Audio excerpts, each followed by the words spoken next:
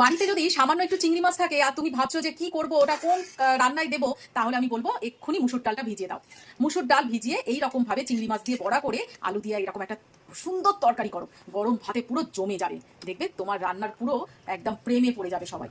তো চলো কেমন করে করি তোমাদের সঙ্গে শেয়ার করি। আগের দিন রাত্রিবেলাতে এই মুসুর ডালটাকে ভিজিয়ে রেখে দিয়েছিলাম। এইবারে খুব সামান্য জল দিয়ে একটু পেস্ট করে দেবো। আর এই পেস্টের সঙ্গে যা যা মেশাবো সেটা পরে এসে দেখাচ্ছি, শুধু জাস্ট একটু দেখে নাও, তারপরে বলছি এসে। মুসুর ডালটা আমি পেস্ট করে নিয়েছি, এর মধ্যে কিছুটা নুন দিয়ে দেবো। এইবারে এটার মধ্যে যা যা মেশাবো, প্রথমে ধনেপাতা, তারপরে বেশ কিছুটা চিংড়ি কুচি, রসুন সেটাকেও কুচি করে নিয়েছিলাম, বেশ মোটামুটি 7-8টা কোয়া হবে, এটাও দিয়ে দিলাম। আর দিয়ে দিলাম পেঁয়াজ, সেটাকেও মোটামুটি ফাইন চপ করে নিয়েছিলাম। এইবার বেশ কিছুটা কাঁচা লঙ্কা কুচি দিয়ে দেবো। আর দিয়ে দেবো একটু কালো জিরে। হলুদ তোমরা দিতেই পারো, আমি এখানে হলুদ ফলুদ কিছু দেবো না, জাস্ট এটা ভালো করে মেখে নেবো। কড়াইতে তেল গরম হয়ে গেছে, সর্ষে তেলই দিয়েছি। এইবারে এক একটা করে বড়া ভেজে নেবো।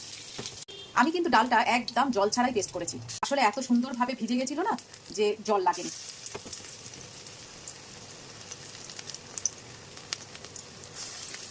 বড়াগুলো সব একদম মচমচে করে ভেজে নিয়েছি। এইবারে কড়াইতে তেল দিয়ে সামান্য একটু কালো জিরে আর শুকনো লঙ্কা ফোড়ন দিয়েছি। তেলের মধ্যেই হলুদ দিয়ে দিলাম আর সামান্য নুন দিয়ে দিলাম। এইবারে ডুমো ডুমো করে থাকা আলুগুলো ভেজে নেব।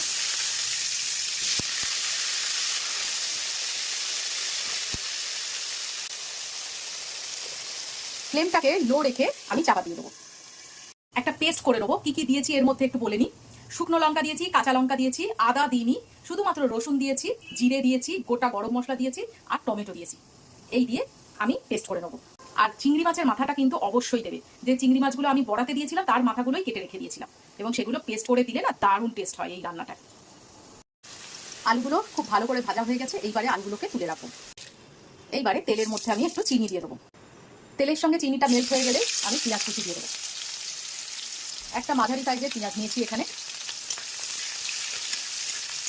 পেঁয়াজটাকে বেশি ভাজবো না, সামান্য একটু কালারটা চেঞ্জ হলে আমি মশলাটা দিয়ে দেবো। যে পেস্টটা করলাম এক্ষুনি সেই পেস্টটা এখানে দিয়ে দিলাম। এটাকে লো ফ্লেমে খুব ভালো করে কষবো। এর মধ্যে দিয়ে দিলাম হলুদ, আর যথারীতি নুন তো দিতেই হবে, না হলে টেস্ট আসবেই না।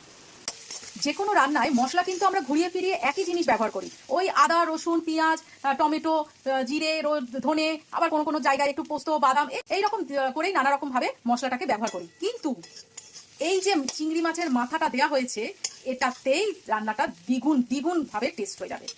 এমনিতেই একটা খুব সুন্দর স্মেল এসে গেছে কিন্তু। এইবারে আলুগুলো জাস্ট দিয়ে দেবো। রান্না একটা আর্ট। ঘুরিয়ে ফিরিয়ে রান্নাটাকে যদি একটু এদিক ওদিক করে করা হয় না, তাহলে আমার মনে হয় মুখের স্বাদও বদল হবে এবং খেতেও সুস্বাদু লাগবে। আলুটার সঙ্গে মশলাটা আরেকটু নেড়ে নেবো। এইবারে আমি গরম জল দিয়ে দেবো। বেশি ঝোল হবে না, একটু হালকা ঝোল হবে, তাই জন্য গরম জলটা এইটুকুনি পরিমাণে দিলাম। কাঁচা লঙ্কা দুটো চিড়ে দেবো। ফ্লেমটাকে আবার সেই লো করে আমি ঢাকা দিয়ে দিলাম।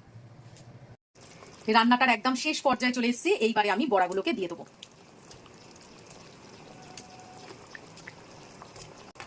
আর ঢাকা দেবো না, এমনি খোলা অবস্থাতেই যা হবার হবে, কেননা বড়াগুলোতে তো কোনো বেসন বা কিছু দিইনি। বেশিক্ষণ রাখলে না নরম হয়ে যাবে একদম, তাই জন্য একদম লাস্টের দিকে কিন্তু বড়াগুলোকে দিতে হবে।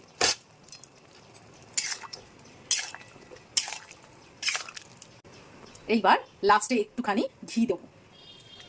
এইটা দিয়ে দিলেই ব্যাস আমার রান্না শেষ হয়ে গেল। খুব কমন জিনিসগুলো দিয়ে একটা সুন্দর রান্না তৈরি হলো আজকে। দারুণ খেতে লাগে গরম গরম ভাতে, করে দেখো একবার। তো আজকের মতো বিদায় নিলাম। আজকের রান্নাটা কেমন লাগলো অবশ্যই বলবে। কালকে আবার নতুন একটা রেসিপি নিয়ে তোমাদের সামনে হাজির হব। আজকের মতো টাটা।